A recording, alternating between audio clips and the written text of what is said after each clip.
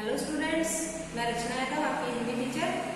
आज हम बच्चों अपना नया सेशन जो है वो ऑनलाइन के माध्यम से स्टार्ट करने जा रहे हैं, जिसमें बच्चों हमारा टॉपिक रहेगा शब्द विचार। तो बच्चों मैं 2 मिनट वेट करती हूँ और आप लोग सभी अपनी बुक, नोटबुक और पेन पेंसिल सभी लेकर तैयार हो जाइए और फिर हम हमारा जो आज का चैप्टर है शब्द विचार वो स्टार्ट करते हैं। तो बच्चों आप लोग सभी रेडी हैं, तो हम हमारा जो टॉपिक है वो स्टार्ट करते हैं। तो बच्चों आज हमारा जो टॉपिक है शब्द विचार। शब्द का नाम सुनते ही बच्चों हमारे दिमाग में ये चीज आती है कि शब्द जो है उसकी उत्पत्ति किस प्रकार हुई है।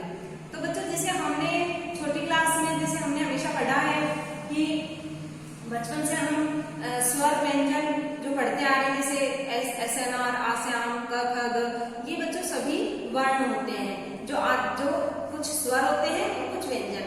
जब हम दोनों को, स्वर और व्यंजन को आपस में जब मिलाते हैं तब उनकी जो बनावट है उसके आधार पर शब्द की उत्पत्ति होती है। तो बच्चों सबसे पहले हम जो है शब्द की परिभाषा से स्टार्ट करते हैं। जैसे मैं अभी आपको समझाती हूँ।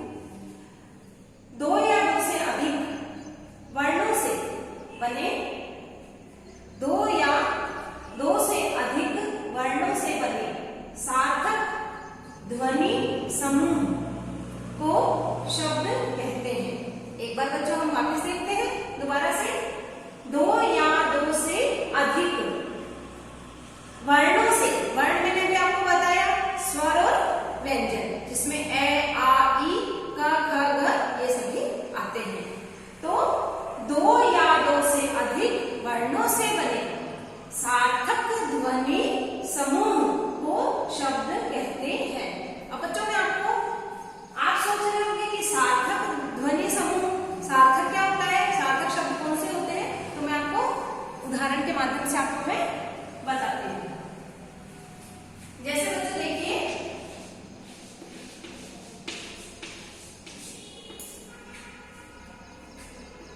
जैसे मैं आपके सामने कुछ वर्ण लिख रही हूँ।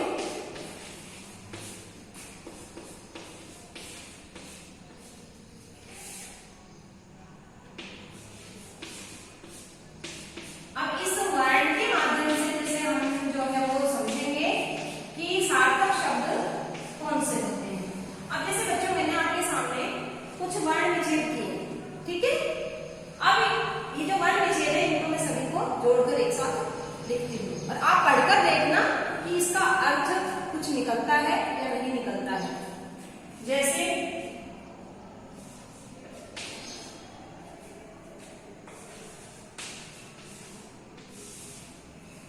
अब हम इसे एक बार एक साथ पढ़ेंगे, आप भी मेरे साथ पढ़ेंगे। स, त, क, उ। क्या इसका कोई अर्थ निकलता है बच्चों? आप सोच रहे होंगे कि नहीं मैम इसका कोई अर्थ नहीं निकल रहा है। तो अब हमने जब नीचे एक और बार विच्छेद किया है, अब हम इसको एक साथ लिख के देखते हैं क्या इसका अर्थ निकलता है या नहीं निकलता है।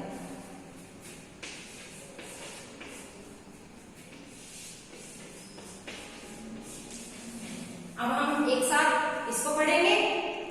पु, स, त, क। तो पुस्तक का अर्थ क्या होता है? किताब, जिससे आप पढ़ते हैं और अभी हम पढ़ रहे हैं। तो आपके दिमाग में ये चीज अच्छे से आई होगी। अभी आप सोच रहे होंगे कि हाँ इस वर्ण विच्छेद का तो कोई अर्थ नहीं निकला है और जब हमने ये वाला वर्ण विच्छेद किया है तो इसका कुछ अर्थ निकल रहा है। तो बच्चों जिसका कोई अर्थ नहीं निकलता है वो निरर्थक शब्द होते हैं और जिनका अर्थ निकलता है वो सार्थक शब्द होते हैं। तो बच्चों आपको अच्छे से समझ में आ गया होगा कि सार्थक ध्वनि समूह कौन से होते हैं। तो एक बार बच्चों हम वापस रिपीट करते हैं दोबारा से। 2 या 2 से अधिक वर्णों से बने सार्थक ध्वनि समूह को शब्द कहते हैं। जैसे मैंने आपको एक उदाहरण बताया अभी, पुस्तक, गाय आदि।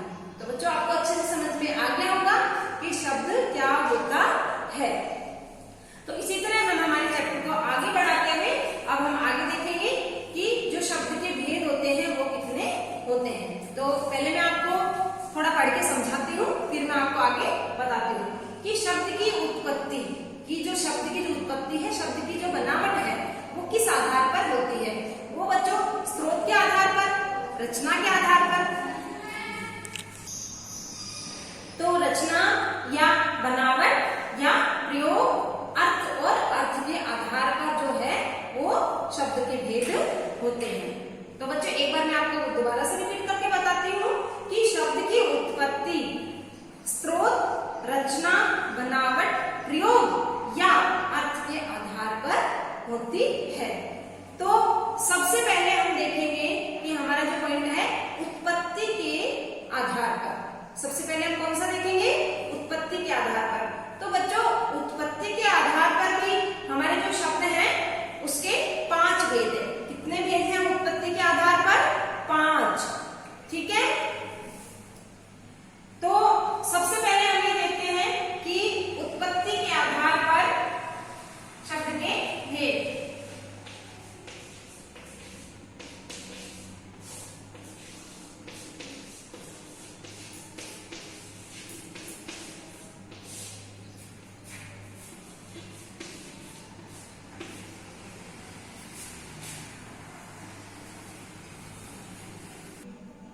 तो बच्चों हम बात कर रहे थे कि उत्पत्ति के आधार पर हमारे कितने भेद होते हैं। उत्पत्ति के आधार पर शब्द के 5 भेद होते हैं। कौन कौन से बच्चों? तत्सम, तद्भव, देशज, विदेशी और संकर शब्द। एक बार और रिपीट करती हूँ मैं बच्चों कि उत्पत्ति के आधार पर शब्द के 5 भेद होते हैं। कौन कौन से? तत्सम, तद्भव, देशज, विदेशी और संकर शब्द। तो आपको ये चीज तो क्लियर हो गई है बच्चों की जो हमारी उत्पत्ति के आधार पर कितने भेद होते हैं? 5 भेद। ठीक है। तो अब हम ये जो हमारे जो मैंने आपके सामने भेद लिखे हैं इनको हम एक एक करके अब समझेंगे। तो हम सबसे पहले बात करेंगे तत्सम शब्द। तो बच्चों हम बात कर रहे थे तत्सम शब्द के बारे में। ठीक है। तो हम समझेंगे कि तत्सम शब्द कौन से होते हैं। तो बच्चों देखो, तत्सम शब्द वे शब्द होते हैं जिनको बिना, जो संस्कृत के कुछ ऐसे शब्द होते हैं जो बिना किसी परिवर्तन के हिंदी भाषा में उनका प्रयोग किया जाता है। या फिर हम ऐसे भी कह सकते हैं कि संस्कृत भाषा के कुछ ऐसे शब्द जिनको बिना किसी परिवर्तन के हम हिंदी भाषा में प्रयोग करते हैं। एक बार और रिपीट करती हूँ बच्चों में तत्सम शब्द कि संस्कृत भाषा के ऐसे शब्द जिनको बिना किसी परिवर्तन के हम हिंदी भाषा में प्रयोग में लाते हैं। उनके कुछ उदाहरण देखते हैं। हमने यहाँ सामने लिखे हुए हैं आकाश, पृथ्वी, वृक्ष, सूर्य आदि। ये सभी तत्सम शब्द के उदाहरण हैं। एक बार वापस रिपीट करते हैं आकाश, पृथ्वी, वृक्ष, सूर्य आदि। तो बच्चों ये आपको अच्छे से समझ में आ गया होगा। इसी प्रकार अब हम हमारा दूसरा पॉइंट लेते हैं तद्भव शब्द। ठीक है। तद्भव शब्द बच्चों वो होते हैं जो संस्कृत भाषा से लिए गए हैं लेकिन उनमें थोड़ा परिवर्तन करके, उनमें थोड़ा चेंज करके, बदलाव करके उनको हिंदी भाषा में प्रयोग किया जाता है। जैसे हमने तत्सम में देखा था कि उनको बिना किसी परिवर्तन के हम हिंदी भाषा में प्रयोग कर रहे थे, लेकिन तद्भव शब्द में उनमें कुछ बदलाव करके फिर हम उन्हें जो है हिंदी भाषा में प्रयोग करते हैं। तो मैं आपको एक उदाहरण बताती हूँ, इसके माध्यम से देखो आप। जैसे सूरज, सूरज को हम हिंदी भाषा में इस प्रकार लिखेंगे, उसी प्रकार जब हम संस्कृत में लिखेंगे तो इस प्रकार सूर्य। तो ये आपने बदलाव देखा होगा अभी कि हिंदी में तो हम इस प्रकार लिख रहे हैं सूरज और संस्कृत भाषा में सूर्य इस प्रकार लिख रहे हैं। ठीक है बच्चों। इसी प्रकार एक उदाहरण और देखते हैं हम। जैसे चांद, चांद हम हिंदी में इस प्रकार लिखेंगे हिंदी भाषा में और संस्कृत भाषा में इस प्रकार लिखेंगे चंद्र। बोलने में भी थोड़ा अंतर है और लिखने में भी थोड़ा अंतर है। तो बच्चों आपको अच्छे से ये एक बार और मैं रिपीट करती हूँ और आपको अच्छे से समझ में आ रहा होगा। जैसे देखो, हिंदी भाषा में हम सूरज को इस प्रकार लिखेंगे और संस्कृत भाषा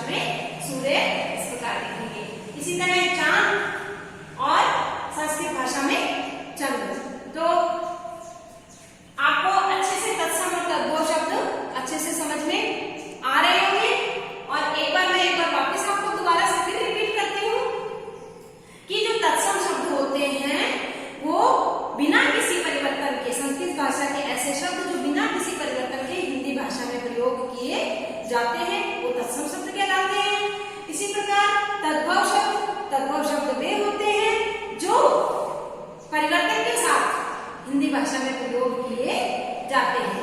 तो बच्चों आपको क्लियर हो गया तत्सम और तद्भव। तो अब हम बात करेंगे देशज और विदेशी संकर के बारे में, विदेशी संकर शब्द के बारे में।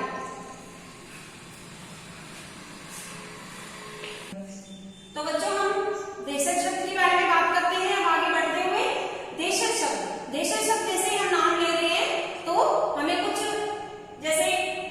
पता चल रहा है कि देशज शब्द मतलब देशी, जैसे देश की विभिन्न भाषाओं से आकर हिंदी में प्रयोग किए जाने वाले शब्दों को देशज शब्द कहते हैं। एक बार और रिपीट करती हूँ बच्चों में कि देश की विभिन्न भाषाओं से आकर या लिए गए शब्दों को जो हिंदी भाषा में प्रयोग किए जाते हैं उन्हें हम देशज शब्द कहते हैं। जैसे हम इसके कुछ उदाहरण देखेंगे बच्चों, जैसे चिड़िया,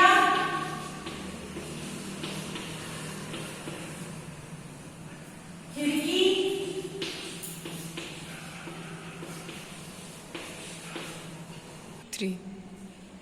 खिचड़ी आदि। तो बच्चों हम एक बार और रिपीट करते हैं कि देशज शब्द कौन से होते हैं।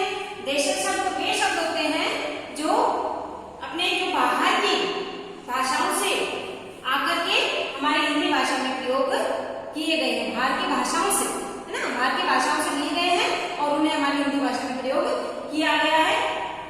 तो जैसे कुछ देशज शब्द के उदाहरण है चिड़िया, खिड़की, खिचड़ी आदि। अब हम हमारा दूसरा पॉइंट देखते हैं विदेशी शब्द। तो विदेशी शब्द का नाम लेते ही हमें इसके नाम से पता चल रहा है कि विदेशी मतलब बाहर, हमारे देश से बाहर। तो विदेशी शब्द का मतलब होता है बच्चों कि विदेशी भाषाओं से लिए गए कुछ शब्द जिनको हिंदी भाषा में प्रयोग में लिया गया है, जिन्हें हम विदेशी शब्द कहते हैं। जैसे हम कुछ उदाहरण देखेंगे, जैसे कबूतर फारसी भाषा का शब्द है, आपको पता है फारसी भाषा विदेशी भाषा है। इसी प्रकार आदमी अरबी भाषा का शब्द। ठीक है, तो एक बार वापस से रिपीट करते हैं कि विदेशी शब्द कौन से होते हैं। विदेशी शब्द वे शब्द जो बाहर की भाषाओं से लेकर के उन्हें हिंदी भाषा में प्रयोग में लिया गया है, उन्हें हम विदेशी शब्द कहते हैं। जैसे कबूतर फारसी भाषा का, आदमी अरबी भाषा का, और ये दोनों भाषाएं विदेशी भाषाएं कहलाती हैं या है। ठीक है, तो आपको अच्छे से समझ में आ गया होगा बच्चों। इसी प्रकार अब हमारा जो अगला पॉइंट है उसको देखते हैं संकर शब्द। संकर शब्द का मतलब होता है मिले जुले शब्द, अलग अलग भाषाओं से। कोई किसी भाषा का शब्द है और कोई किसी अलग भाषा का शब्द है। तो जब वो दोनों भाषाओं के शब्द आपस में मिल जाते हैं, एक साथ जब उनका प्रयोग किया जाता है तो वो संकर शब्द कहलाते हैं। आइए बच्चों हम उदाहरण के माध्यम से अभी से समझते हैं। जैसे मैंने लिखा है टिकट, तो टिकट जो है वो अंग्रेजी भाषा का शब्द है। इसी प्रकार मैंने लिखा घर, जो घर है वो हिंदी भाषा का शब्द है। जब हम इनको एक साथ जोड़कर लिखेंगे तो हमने क्या लिखा, टिकट घर। तो टिकट अंग्रेजी और हिंदी दोनों को यहाँ दो भाषाओं के शब्द मिल गए हैं। तो ये जैसे दो भाषाओं के शब्द मिले तो ये संकर शब्द कहलाते हैं। इसी प्रकार एक और बताती हूँ मैं आपको, जैसे छाया है संस्कृत भाषा का शब्द और जो दार है वो फारसी भाषा का शब्द है। जब हम इन दोनों को एक साथ लिखेंगे तो ये क्या बनेगा, छायादार। तो आपको पता है ये कि ये दो भाषाओं से मिलकर बने हैं, तो ये संकर शब्द कहलाएंगे। तो बच्चों एक बार